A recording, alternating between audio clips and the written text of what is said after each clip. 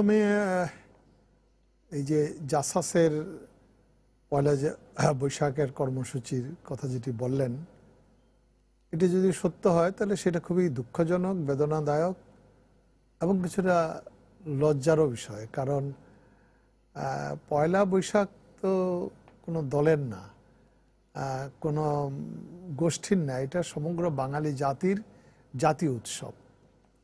এবং পয়লা বৈশাখ নিয়ে আমি একটা কথা এখানে একটু ওই উত্তরটার সাথে আমি এই কথাটা বলতে চাই যে বাঙালি জাতির যেই সকল উৎসব একেবারে নিজস্ব স্বকীয় উৎসব, তার মধ্যে কিন্তু পয়লা বৈশাখ একটা।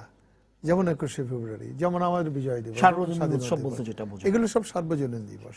কিন্তু তার মধ্যেও পয়লা বৈশাখের একটা ডিফারেন্স আমি বলি, বিশ্বের সমগ্র বাংলা ভাষাভাষী মানুষ আকবরের প্রবর্তিত এই বাংলা বর্ষপঞ্জি অনুসরণ করত। কিন্তু এই বর্ষপঞ্জিটাকে আপনার 60-এর দশকে বাংলা একাডেমি এই গ্রেগরিয়ান ক্যালেন্ডার, যেটাকে আমরা ইংরেজি সন বলি, তার সাথে সঙ্গতি অর্থাৎ সৌরবৎসের সাথে সঙ্গতিপূর্ণ করার জন্য কিছু সংস্কার করে। এবং সেই সংস্কার কমিটির নেতৃত্বে ছিলেন ডক্টর মোহাম্মদ শহীদুল্লাহ। এবং সেখানে যেমন হিন্দু এবং পণ্ডিত যারা পঞ্জিকা এবং রাশি গ্রহ নক্ষত্র বিষয়ে সেই রকমও ছিলেন, মুসলিমও ছিলেন। এবং দুই ধর্ম সম্প্রদায়ের মানুষকে নিয়েই, এবং তারা বিশেষজ্ঞ পণ্ডিত, তাদেরকে নিয়েই এই বাংলার মানে বঙ্গাব্দ পরিবর্তন বা সংস্কার করার বিষয়টা হয়। কারণ আপনি দেখবেন যে পুরনো পঞ্জিকা অনুসারে কখনো কখনো 1 মাস 31 দিনে হয়ে যায়, 32 দিনে হয়, আবার কোনো 29 দিনে হয়। লিপ ইয়ার ছিল না।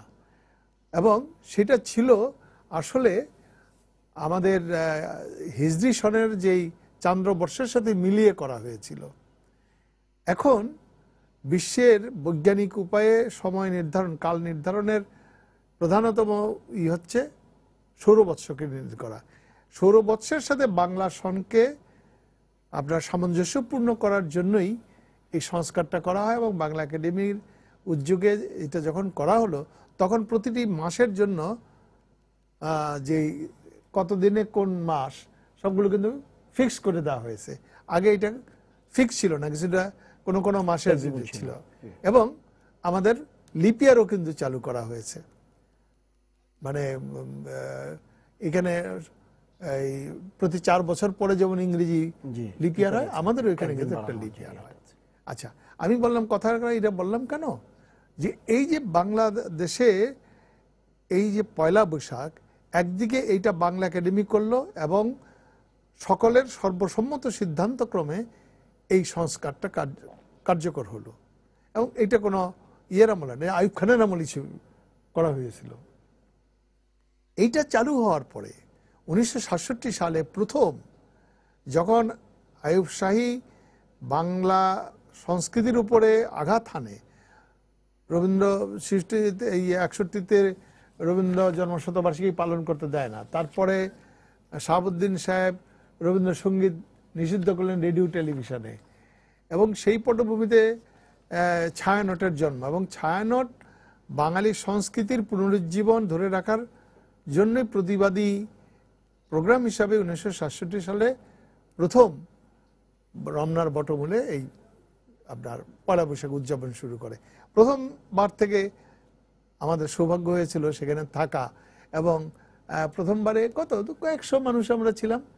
প্রতি বছরই আস্তে আস্তে এটা বাড়তে থাকে এবং স্বাধীনতার আগে একটা বড় রূপ নেয়। আর স্বাধীনতার পরে যখন বঙ্গবন্ধু এটাকে ছুটি হিসেবে ঘোষণা করেন, জাতীয় দিবস হিসেবে ঘোষণা করেন, তারপরের থেকে তখন ধর্ম বর্ণ নির্বিশেষে মানুষের ঢল নামে। এবং আপনি এটা লক্ষ্য করবেন, যে কারণে আমি কথাটা বললাম, যে আমি একটা পয়লা বৈশাখে কলকাতায় ছিলাম। আমি কলকাতায় একেবারেই অনুভব করলাম না যে আজকে পয়লা বৈশাখ, যেটা ঢাকায় কোনো নাগরিক এটা কল্পনা করতে পারবে না যে সে অনুভব করে নাই। মিছিলে যাক বা না যাক, ঘরে বসেই সে অনুভব করবে যে পাড়ায় পাড়ায় কেবল রমনা বটমূলে এখন না, এটা সমস্ত দেশব্যাপী হয়ে গেছে, যে একটা উৎসব হিন্দু মুসলমান নির্বিশেষে তরুণ তরুণীরা নতুন পোশাক পরে, নতুন সাজে সজ্জিত হয়, ছেলে মেয়ে সবাই নিয়ে বেরিয়ে যায়। হ্যাঁ, আগে রেগুলার যেতাম, এখন মানে আপনার সায়েন্স ল্যাবরেটরির মোড়ে গাড়ি থামাই দেয়, তারপর কাজে হেঁটে যাও, তো এখন আর কুলায় না, সববার যাইও না। এই যে একটা জাতীয় উৎসবে পরিণত হয়েছে, এইটা কেবলমাত্র বাংলাদেশের বাঙালিরাই করে। ভারতীয়রা হালখাতা করে পুরনো পঞ্জিকা অনুসারে, তারা এটা মানে না, যার ফলে কোনো কোনো বছর পয়লা বৈশাখ আমরা একদিন আগে হয়, ওদেরটা পরে হয়। কোনো কোনো বছর আপনি দেখবেন রবীন্দ্রনাথের জন্ম, রবীন্দ্র 25শে বৈশাখ আমাদের এখানে একদিন আগে আরেকদিন পরে। এইখানে কালচারালি একটা বিভাজন রেখা কিন্তু অলরেডি হয়ে গেছে। এবং ওই পুরনো পঞ্জিকা যখন যারা অনুসরণ করে, পুরনো পঞ্জিকা অনুসরণের মধ্যে একটা ধর্মাশ্রয়ী ভাব আছে, কারণ ওদিন হালখাতা করবে, গণেশ পূজা করবে, মিলাদ শরীফ করবে, হিন্দু মুসলমান নির্বিশেষে কিন্তু ওই পুরনো পঞ্জিকা অনুসারে এটা করে ব্যবসায়ীরা। তার মানে কিছুটা ধর্মাশ্রয়ী। আর আমাদের এই বাংলাদেশে বাংলা একাডেমি প্রবর্তিত, এখানে বিন্দুমাত্র কোনো ধর্ম বর্ণার ভেদ রেখা নাই। এটাই একমাত্র বাংলাদেশের সবচেয়ে 21-এর সাথে মিলিয়ে যদি দেখেন এমন সেকুলার জাতীয় উৎসব এবং ক্রমবর্ধমান উৎসব আর নাই। আর সেই দিনে যদি কেউ প্রতিবাদের জন্য আর কোনো 365 দিনের মধ্যে 64 দিন 364 দিন রয়েছে, সেই দিন মানুষের উৎসব আনন্দ, বছরের শুরু, সেই দিনে যদি আনন্দ উৎসব না করে, এটা সাংস্কৃতিক সংগঠন আবার একটা রাজনৈতিক দল, তারা যদি ওই প্রতিবাদী ওইটা করতে যায়, তাহলে মানুষও তাদেরকে ধিক্কার জানাবে। ভাই আমাকে একটু বলবেন যে এই যে আমরা যে বিষয়টা নিয়ে উনি যেটা বললো, তারপর পাশাপাশি আমরা যেটা বললাম যে বেগম জিয়ার মুক্তির বিষয়টা নিয়ে যেভাবে পরস্পর বিরোধী কথা বলা হচ্ছে, এখন প্যারোলের কথা চলে আসছে, ওনারা বলছেন যে প্যারোলে না। আপনি কি মনে করেন যে বিএনপি যে পথে এগোচ্ছে এটা রাজনীতির সঠিক পথ? এটা সুদূর প্রসারী বিবেচনায় আমার মনে হয় এটা বলার সময় এখনো আসে নাই যে এটা তাদের ভুল বা ঠিক। তবে পয়লা বৈশাখের বিষয়ে উনি তো বিস্তারিত হিস্টোরিক্যাল পার্সপেক্টিভে বলেছেন এবং বাংলাদেশ মানে এপার ওপার সব কিছু নিয়ে বলেছেন।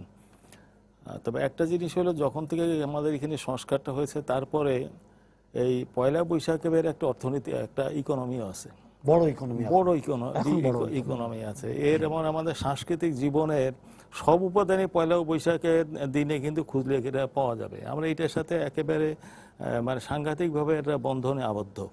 কাজে এরকম একটা সময়ে এই জাতীয় উৎসবে বিএনপি খালেদা জিয়ার, বেগম জিয়ার মুক্তির দাবিতে মিছিল করবেন, মিছিল করা মানে উনি সংগ্রাম সংগ্রাম করবেন। আমাদের একটা সারা দুনিয়াব্যাপী একটা প্র্যাকটিস, সেটা হলো যে যুদ্ধের সময় যুদ্ধরত বিবাদমান যুদ্ধরত শক্তি তারা ফেস্টিভ্যাল উদযাপনের জন্য তারা সিজফায়ার করে। তো ওনারা টোটালি একদম এটার বাইরে চলে গেলেন, এইটা মানে বোধগম্য না, এটা কমন সেন্স এটাকে সাপোর্ট করে না। এখন যিনি ওনারা একটা ক্রাইসিসে ভুগতেছেন। ক্রাইসিসটা হলো বিএনপির পলিটিক্যাল আইডেন্টিটি কী হবে, সেটা এখন পর্যন্ত 1979-এর পরের থেকে এখন পর্যন্ত বিএনপি সেটা এস্টাবলিশ করতে পারে নাই। তারা এস্টাবলিশ করবার জন্য হয়তোবা এই ধরনের কোনো পদক্ষেপ নিয়েছেন যেটা বাঙালির যে মুক্তি সংগ্রামের থেকে আমাদের যে বিকাশ, যে যখনই পার্টি থাকুক না কিন্তু সমাজের তো কতগুলো স্রোতধারা আছে কাজকর্মের, সেগুলোর সাথে ওনারা এখানে মিলতে পারছেন না। এটা করার জন্য হয়তো বা সবার দৃষ্টি আকর্ষণ করানো যাচ্ছে, কিন্তু এটা ঠিক পদ্ধতি না। এটা মানে বৈশ্বিক বিবেচনা যদি করেন, সাধারণ বিবেচনা যদি করেন, এবং মানুষের যে আশা আকাঙ্ক্ষা এবং পার্টিসিপেশন ইস্যুগুলো যদি আমরা দেখি, যেভাবে বাস্তবে উনি বললেন, বাস্তবে এদিকের মানুষ আর এদিকের মানুষ টাউনের ওই দিকে যাইতে পারে না। পুরা সেন্ট্রাল ঢাকা একেবারে ওইখান থেকে শুরু করে সেন্ট্রাল ঢাকা টোটালি পুরো ঢাকা এখানে এসে যায়, কেউ এটা নড়াচড়া করতে পারে। এইরকম একটা ফেস্টিভ্যালে এই ফেস্টিভ্যালের মধ্যে যে রাজনৈতিক বিতর্কটা হাজির করা, এটা আমার মনে হয় না কোনো মানুষ এটা পছন্দ করবে। আমার মনে হয় জাসাস যদি এটা করে থাকে, বিএনপি যদি এই স্রোতধারার সাথে সম্পৃক্ত থাকতে চায়, তাদের ইন্টারভেন করা উচিত এবং তাদের এই প্রোগ্রামটা অন্য দিনে স্থানান্তর করা উচিত।